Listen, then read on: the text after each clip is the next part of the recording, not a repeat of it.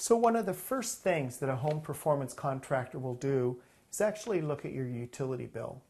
Our utility bills are fairly confusing and we typically just look at the bottom line. But on the bill there's enough information to disaggregate different parts of our bill. We'd like to learn from our bill how much we spend on water heating, space cooling, and all other electrical usage, and we call that a bill disaggregation. What that does for us is tell us where to find the opportunity for improvement.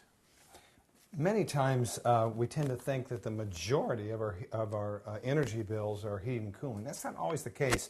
Nationally, that number could be 30 to 60% of our bills goes for heating and cooling. The rest of our bills are for water heating, clothes drying, all the other energy uses. What we try to do in a bill disag, and that's short for bill disaggregation, is really take a look at both your electric and your gas energy usage. Many times we have two separate utilities, so we actually have to look at two bills, and that's what we've done here. We have our gas bill and our electric bill. Now what we're going to try to accomplish here is take a closer look at our gas bill. Now if we have natural gas for heating, assuming that we have a gas furnace, what we can do is we can take each of our bills for each month for 12 months, and that's what we see here. These graphs, or these bars, represent our gas bills from January all the way through December. Now what we're trying to accomplish here is we're trying to figure out, well, how much of that bill really is used for space heating? And the way that we can do this is try to figure out what our base load is. And base load is just another term for everything other than heating. So for example, if we want to find out our base load example in this example, what we see here is that if we look at the months of May, June, July, and August, we can pretty well bet that we're not going to be doing any heating during those months. And our total gas usage is about $20. So if we project that out over the course of the whole year, we can kind of see from this blue line what our base load is. So again, this base load is clothes drying, cooking, water heating, anything that we might be using natural gas for that is not space heating. So let's take a look at January. January oftentimes is the coldest month of the year and when we tend to spend the most. So if we look at January, we can see that our total cost is $180 per month for our total gas bill.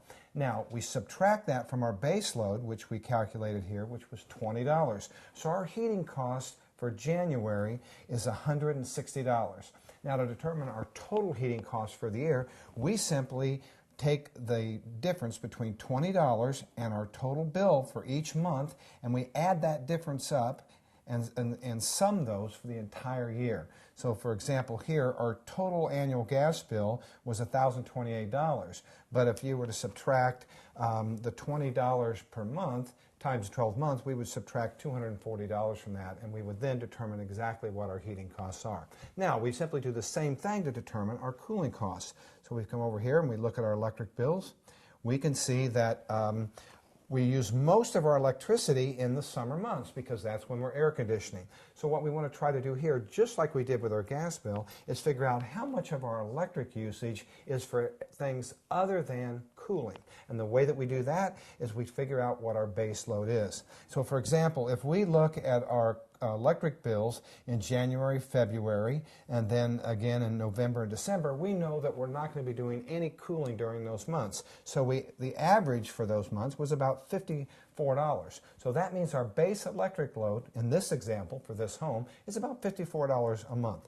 Now what we simply do, if we want to come over here and look at, let's say July, we can see that our total electric usage was $143, minus the $54 would be how much we spend on cooling. And just like with our gas bills, what we're going to do is we are going to add the difference for each month, and that's going to total our entire cooling costs.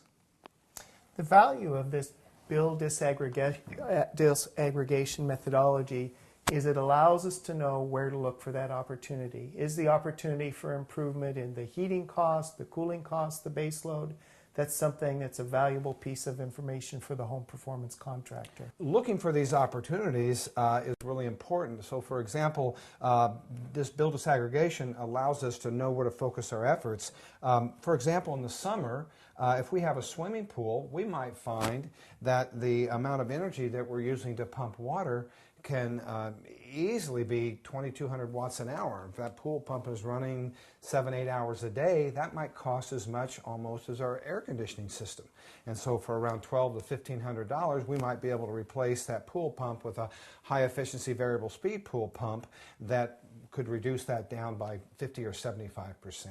So it's really about using your electric bills and your gas bills as a tool to help you figure out where the best place is to invest those energy-saving dollars.